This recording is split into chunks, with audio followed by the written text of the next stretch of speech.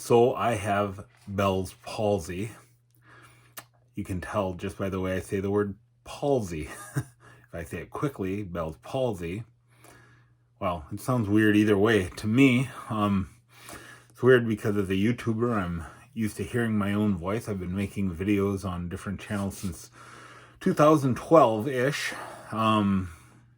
So I've been thinking about this video since I was diagnosed, and I don't know. I've thought a lot about what I want to say in a video like this. What do I really want to share with people? What do I want people to know about what it is I'm experiencing with Bell's palsy? Do I even want anyone to know? I know that this happens to be a channel about coins, right? I talk about gold, silver, and things like that, but I just wanted to share this because a lot of times I don't show my face in videos, and honestly, I think you'll notice too that my voice sounds much different. Not only that, but the whole right side of my face is completely numb. It's as if the dentist went a little bit nuts with the Novocaine. It's like that on steroids. And so I thought about scripting this video and just trying to make some points and try to encourage people, but I don't know how to encourage anybody with this. I've had this since Tuesday. So today is Friday. So I've had this for 4 days. Today is my fourth day with Bell's palsy.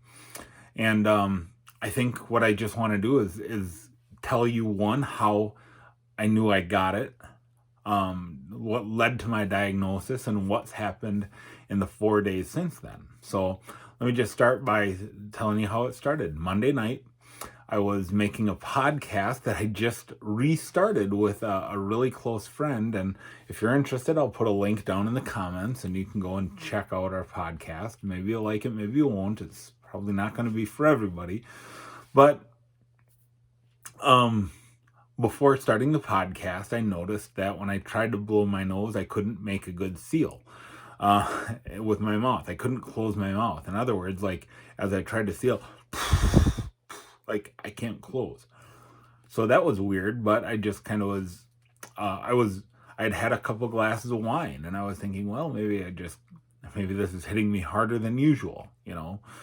And then after the podcast, when I went to bed brushing my teeth, I took mouthwash and I couldn't, again, you can't close your mouth. I physically can't gargle or swoosh around because it goes everywhere.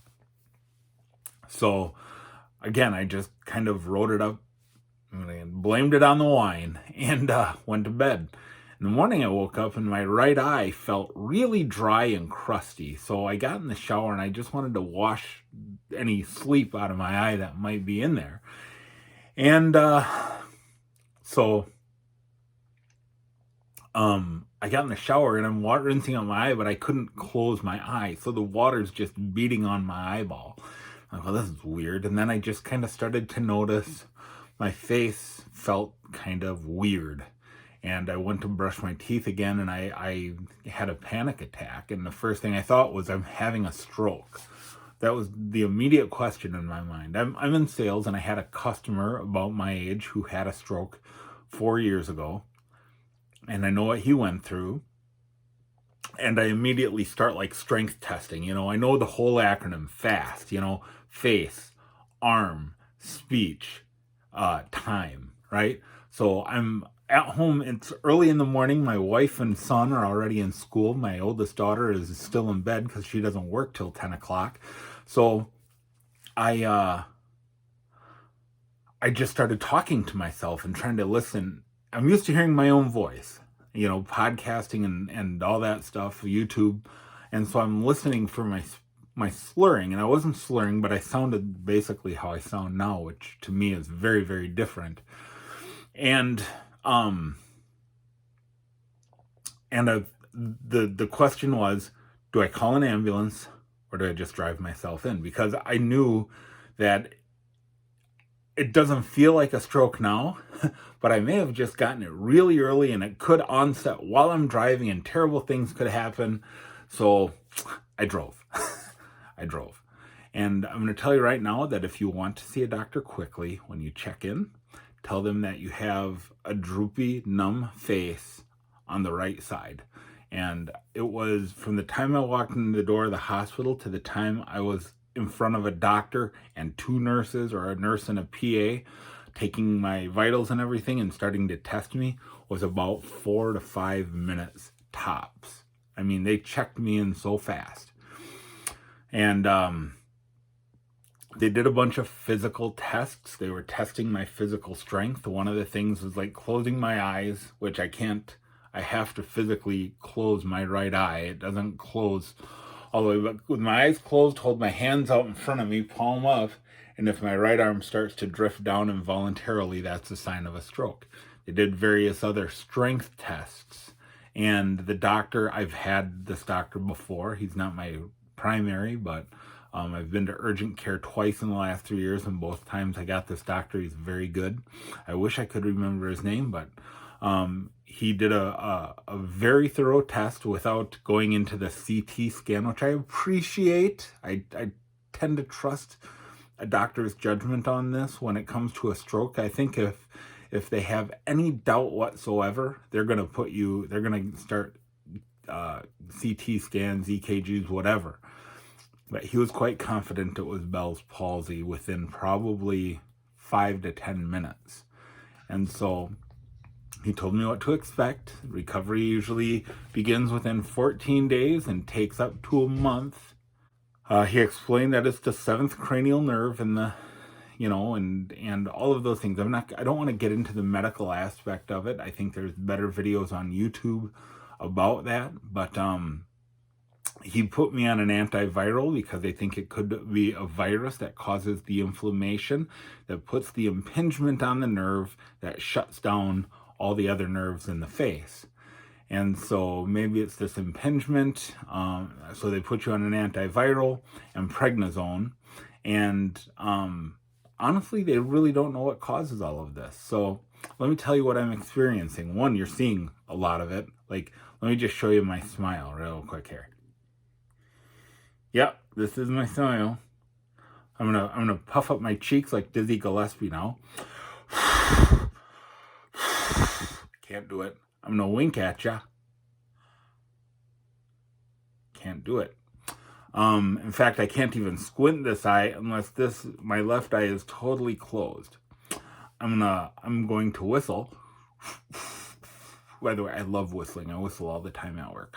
I can't. So, and something you can't see, but I've never heard, and I can't really find a whole lot of information on outside of Reddit, is the taste in my mouth is terrible. It's terrible. I can't even really describe it, but it overrides everything. Most foods taste terrible. The only things that taste normal are things that are really minty or really sour. So I've been advised to try to eat foods that are non-inflammatory, and I'm on a modified carnivore / keto diet anyways, have been since February 1st.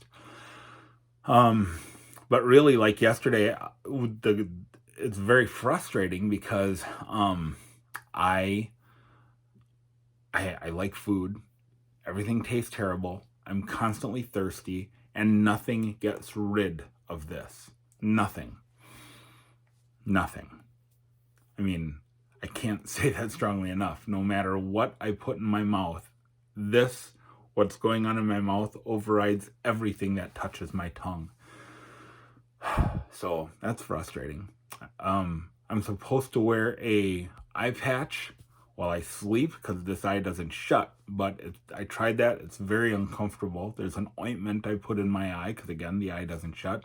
I sleep on my left side, and the fear is scratching your eyeball, scratching, I guess, your cornea or whatever. So I'm 4 days in. And yesterday I started to get some twitching in my cheek, like involuntary muscle spasms. And I don't know if that means feeling is starting to return or not. But to be honest with you, I am not very optimistic about this. you know, I have a cousin who has had Bell's palsy for 20 years. So, I'm not a super optimistic person anyways. You've heard me talk about the economy on this channel, right?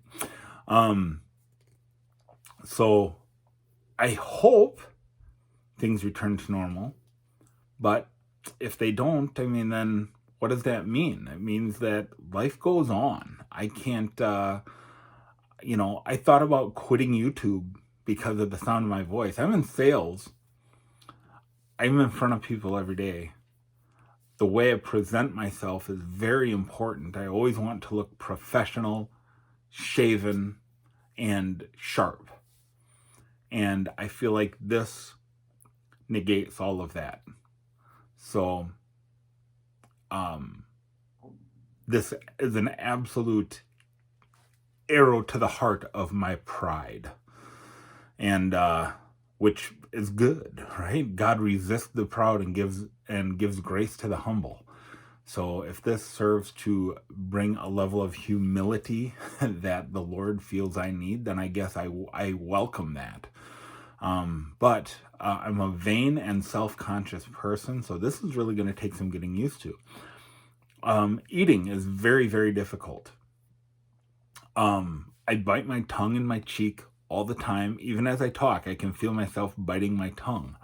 But it's not that stinging sharp, like, but the right side of my tongue feels like raw hamburger from chewing on it involuntarily. And it's difficult to, like, food falls out of my mouth and I drool. It's difficult to drink even with a straw. Actually, a bottle of water is about the easiest thing because I can wrap my whole mouth around the mouth of the bottle. So yeah, that's what I'm going through with my Bell's palsy. And I may give updates on this periodically if I see some kind of drastic improvement. I went to my chiropractor today and I got an adjustment. No guarantees that means anything, right? We're talking alternative medicine when we're talking about chiropractic, which I believe in. Right now I'm looking into acupuncture. From everything I've read is that it won't hurt anything, but there's no guarantee of improvement. This is common. I think I read like 1 in 100,000 people suffer with Bell's palsy. The number one question I get about this is, were you vaccinated recently? I am not vaccinated, but I am a very anxious person, and I tend to worry about things that never come to fruition. So I tend to think that it's probably stress that induced this. So I probably need to listen to more music. I need to listen to like more Van Halen and gospel hymns, which it sounds weird that that's something that I would put together, but just things that lift my spirit generally, and I need to probably watch a little bit less Junius Maltby. And I love Junius Maltby, but for stress, it's probably not super helpful. And Mrs. Maltby, we pray for you.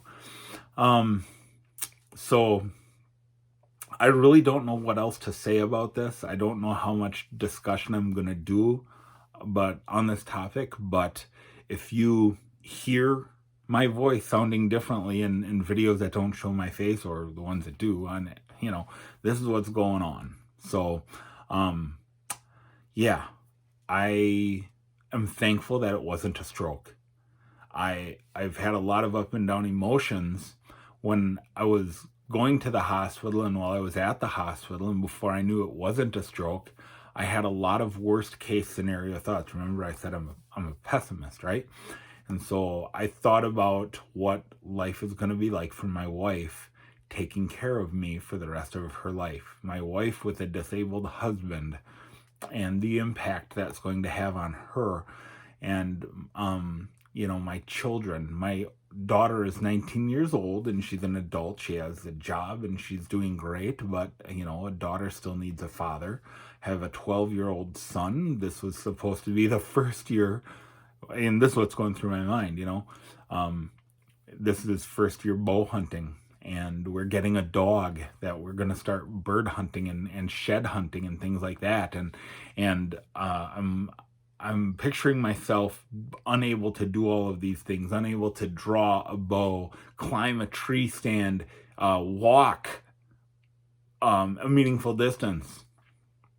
And I thought, who is going to teach my son? And I'm very thankful. So I have this thing where I'm like, man, if this is the worst thing that ever happens to me, I'm really, really lucky. I'm really blessed. If this is the worst thing that ever happens to me, then praise the Lord. And I just want to have an attitude of gratefulness, but I do struggle with frustration with the things I can't do. Like, this side of my face feels strained all the time, like it's making up, it's trying to compensate for what this side of my face can't do. So it's weird. It's really weird. I'm 48 years old. I realize that I am well past the halfway point of my life. The Lord numbers the days, but getting old ain't for sissies. So, but yeah, like I said, I have nothing prepared here. I just wanted to share with you what I'm experiencing and tell you what's going on. If you're going through this, I don't really know what to tell you. Except hopefully what you've heard from me. If you're wondering, gosh, is this normal? Hopefully you've heard something that tells you, like, okay, yeah, this is perfectly normal. Or, gosh, maybe I need to see my doctor because my symptoms are way different than this. But see a doctor. Avoid inflammatory foods. Take the medicine that the doctors give you. I'm also taking vitamin B12. And I'm taking a good supplement, not like some Walmart or Costco supplement that's going to help promote healing and reduce inflammation. So that's all I got, guys. I don't really know what else to say about it. But I just thought I'd share it with you guys. I know this is different than my usual content, so I appreciate you watching.